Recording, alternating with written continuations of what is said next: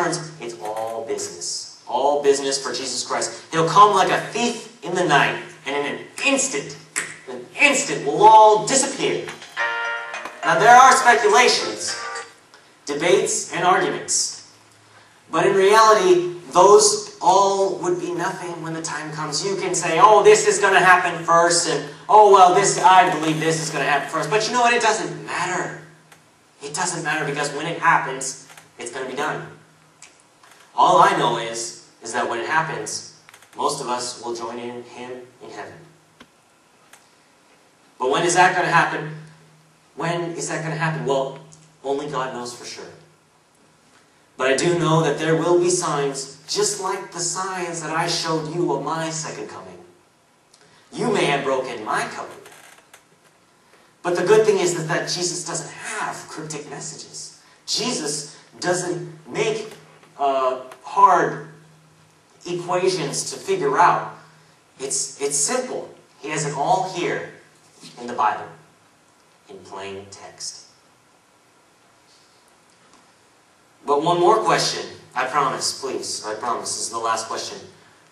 Are you ready? Are you prepared for Jesus' return? 2 Peter 3:11 says, "Since everything will be destroyed in this way, what kind of people ought you be? You ought to live holy and godly lives as you look forward to the day of God, and speed is coming." You ought to live holy and godly lives as you look forward to the day of God, and the speed is coming. It's on its way, people. It's not taking its time. Alright. Let's take into account what you would do. Close your eyes. No joke. Everybody, close your eyes. Don't worry. Your wallet will still be there when I'm done. Just bear with me. Close your eyes. Your eyes closed? Okay. Just imagine with me for a second. You are about to move into a brand new house. Brand new house. Just you. No parents, no relatives, no family, no pets, no guests, just you. Okay? Now this house is painted pure white. The couches are white, the floors are white, the ceiling is white, the walls are white. Everything in this house is all white. Now the owner of this house, get this, is going to give you the house, you ready? For free. He's going to give you the house for free. No charges, no fees, no payments, no interest, F-R-E-E, free. Now most of you adults don't want to open your eyes, so I'll keep going. Now envision yourself while you're still closing your eyes, that you are covered with this mix between tar and mud. In the most disgusting manner possible. It smells like putrid sewage, and you are covered in it from head to toe. So you've got this muck on you, and you can't get it off. As hard as you try, you can't get it off. But frankly, you don't care anymore. You've had it on you since you were born. In fact, you kind of like it now. Now, as if a free house is not enough, the owner gives you the keys. As he's giving you the keys, he says, "Here you go. I won't be back for a long time, but when I do return, I am going to inspect how well you have kept your place clean. Do a good job, and you will live with me forever." Yeah, right, just think to yourself.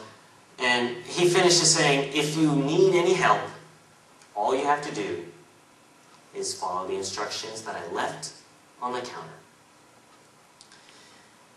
You think, no problem, and you run into the house and you almost forget to say thank you. So now you own your own house. You own your own house, and what do? You celebrate. You jump around, you run all over the place, and you have a party. You are loving life because you have a free house. You finally have your own house, and it's for free. However, remember that nasty stuff you had on you? That's right. Yeah, you don't realize it, but this stuff is ruining your house. This stuff enters through your actions and pollutes everything around you. Everything is being covered in this stuff that's already over you. Now, it's coming from your white computer, it's coming from your white TV, it's coming from your white radio, your white iPod. Anything that sin can come in through, that is where this stuff is coming through. And it's starting to spread throughout the rest of the house. It's eating your appliances. It's eating your refrigerator, it's eating your white couch, it's eating your white walls, and everything, the floors, the ceiling, everything is covered with the black sludge. In fact, now it's eating it up. It's eating it up. It's eating up the foundation, just like termites. And then suddenly, after a long period of time, you wake up and you realize that your house is really dirty. Oh man, all this sludge is all over my house, and it's tearing everything apart. What am I going to do? What am I going to... You just remembered the instructions. You remember the instructions. You run to the counter, you pick up the note. You picked up the note that you didn't even notice was there before. And then you pick it up, and you look at it, and it says in bold print, if you need help to clean up a mess, ask for my forgiveness and use what's in the box. What box, you think? There's no box. I don't know what you're talking about. Suddenly a box appears in front of the oven, which is, by the way, now melting. So you run towards the box, you tear it open, and guess what? Nothing. Absolutely nothing. The box is empty. There's nothing in the box. And you realize that you need to follow the instructions in order, as opposed to doing it your way.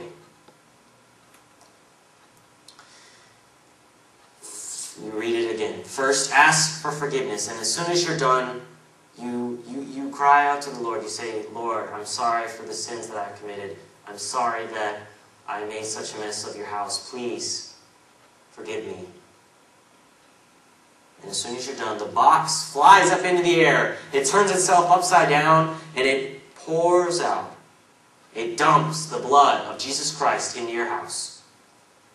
Your house, which is extremely filthy, is now being flooded with the blood of Jesus Christ. You are now swimming in the blood of Jesus Christ. Next, believe that Jesus is God's Son. You open up a window, and the blood washes away along with the nasty sin. All of the mud has disappeared. The pureness of your white house has been restored. And not only that, but you are cleaned also. All this stuff that's been on you for all these years, gone. Disappeared, washed away with the rest of the sin because of Jesus' blood. 30 seconds later, the owner returns. The owner returns and he inspects the house like he said, and he looks at you. He asks, should we take him? And it's then that you understand that he is not talking to you. You look and there's Jesus with his arm around your shoulder, smiling like your old friends. He raises his other arm and gives the owner a thumbs up. And he says, yeah, Dad, this one's with us. And you see the holes in his wrists. You see where the nails used to be as he extends his arm. And the owner walks up to you, opens his arms, and says, well done, good and faithful servant. You can open your eyes now. Church, time is not on our side. Let us stop wasting what precious time that is given to us. God is giving you a gift wrapped in a pretty bow. Accept it because others are not. Some don't want the gift, some don't believe in the gift, and some think that they are better than the gift. Some think that when, I'm a good enough person. I'm a good person. I go to the when I drive, I don't go over the red lights. When I'm with people, I don't talk behind their backs, and I don't do bad things. Of course. And then some think that they're better than the gift. They think, I'm okay.